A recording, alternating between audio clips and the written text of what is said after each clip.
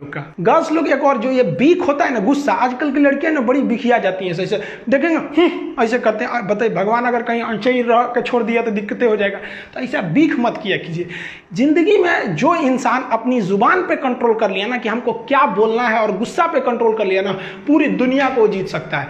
कभी भी शब्दों का इस्तेमाल सोच समझ के कीजिए। शब्द का इस्तेमाल भोजन की तरह होता है। जिस तरह से भोजन परोसने से पहले चख लेते हैं, वैसे ही आप लोग भी किसी से बिहेव करने से पहले एक बार उसको चख लिया कीजिए कि ये शब्द मेरे लिए अच्छे हैं कि नहीं। एक बार क्या था कि हम क्लास में पढ़ाते हैं, लड़कियां लेट हो जाती, जो लड़कियां देख रही हैं उनको पता होगा, अगर लड़की गलती से भी क्लास में लेट आई ना तो उसको बहुत बोलते थे हम। लेकिन मंडे टू फ्राइडे क्लास रहता था, सैटरडे संडे जो एक्स्ट्रा क्लास रहता था उसमें हम खुद ही 15-20-25 मिनट लेट हो जाते थे हम, क्योंकि सैटरडे वाले क्लास 3-4 घंटा चलता था, तो हम भी थोड़ा सा लेट हो जाते थे। कोई लड़की बोलती नहीं थी। एक दिन एक लड़की बोली कि सर बताइए ना, हम लोग 10 मिनट लेट कर देते हैं, 5 मिनट लेट करते हैं तो आप इतना बोलते हैं। आज आप इतना लेट आए हैं, लेकिन क्या करें, आपको तो बोलने वाला कोई है ही नहीं है। इनडायरेक्टली वो लड़की हमको बोलना ही चाहती थी कि आप क्यों लेट आ रहे हैं। लेकिन जरा सोचिए, अगर वही कहती कि हम लेट आते हैं तो बोलते हैं, आप लेट आएंगे तो कोई नहीं बोलेगा, क्या है, बात तो सेम है।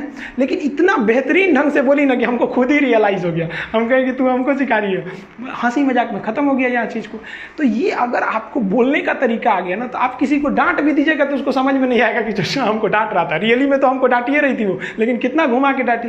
तो गुस्सा पे कंट्रोल कीजिएगा। आप दुनिया में कभी किसी को खुश नहीं रख सकते हैं, और आप कितने बुलंदी पे चले जाएंगे ना, लोग आपको गाली देने वाले मिलेंगे ही। आप राष्ट्रपति से लेकर देखिए, आप नरेंद्र मोदी से तो बड़े नहीं ना हैं, प्रधानमंत्री, उनको भी आपको देखिएगा गाली देने वाले मिलेंगे सब। आपको हम अपना एग्जांपल देते हैं, हम इतना मेहनत से चाइना बॉर्डर पे क्या हो रहा है, कहाँ क्या हो रहा है, इतना बेहतरीन ढंग से आपको बता देते हैं कोई भी चीज़ को। अभी क्या किया, एक लड़का कमेंट किए, देखिए इनका कमेंट देखिए, हम जानबूझ के आपके सामने लाए, लिखे कि साले पैसे की फंडिंग करके तू पाकिस्तान को ट्रांसफ़र करेगा। आप जरा देखिए, ये भाई साहब को मेरे लिए कुछ नहीं पता है। पटना में आज भी अगर किसी को ब्लड घट जाता है तो मेरे पास आता है, अनाथ बच्चों को हमारे पास भेज दिया जाता है। ये सब ये हमारे बारे में कुछ नहीं जानते हैं, ये अपनी मेंटेलिटी दर्शा रहे हैं यहाँ पर। अब एक नॉर्मल आदमी क्या रहेगा, या तो इसको भी गाली देगा या तो इसको ब्लॉक कर देगा। हम ना इसको गाली दिए ना इसे ब्लॉक कर दिए, इनको आराम से जवाब दिए कि भगवान ना करे बट लाइफ में आपको कभी मेरी हेल्प चाहिए हो तो बोलिएगा। आई एम इंडियन मुस्लिम, मुझे आपसे देशभक्ति की कोई सर्टिफिकेट नहीं चाहिए। आप बताइए, आप 100% कभी किसी को सेटिस्फाई नहीं कर सकते। कुछ लोग ऐसे होते हैं जो केवल इसीलिए पैदा हुए हैं कि दूसरे चीज़ में कमियां निकालें। आप ताजमहल घूमने जाइएगा, वहाँ भी ताजमहल की लोग कमियां निकालेंगे, और वो लोग कमी निकालेंगे जिनका खुद का घर कुछ काम का नहीं है, वो लोग उसमें कमी निकाल देते हैं। और इस तरह के घटिया लोग 1 से 2% हैं, बाकी 98% लोग अच्छे हैं। लेकिन समस्या क्या है कि वो 98% लोग शांति से रहते हैं, और यही तो खचरई करते हैं, ये दिख जाते हैं तो हमें लगता है पूरी समाज खराब है। नहीं बाबू, ऐसे लोग केवल 2% है, और इन्हें कोई नहीं ठीक कर सकता है। ये लोग कभी नहीं सुधरेंगे।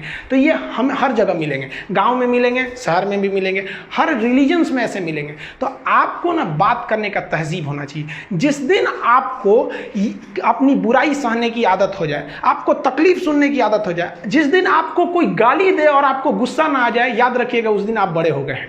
उस दिन समझ जाइएगा कि हाँ हम बड़े हो गए, अब नहीं। वरना ऐसा नहीं कि दाढ़ी मूंछ आ गए आप बड़े हो गए तो इससे बड़ा कहा जाता है। इंसान मेंटली बड़ा होता है। आपको पता है, ये भाई साहब मेरा फिर से रिप्लाई किए थे कि सॉरी सर, हम आपके बारे में बोल दिए। लेकिन अगर हम इसे गाली देते तो ये फिर पलट के गाली देता, क्योंकि शुरुआत में ही गाली दिया हुआ था। तो सत्य और अहिंसा का मार्ग आज भी जिंदा है, केवल अपने जुबान पे आप कंट्रोल रखें।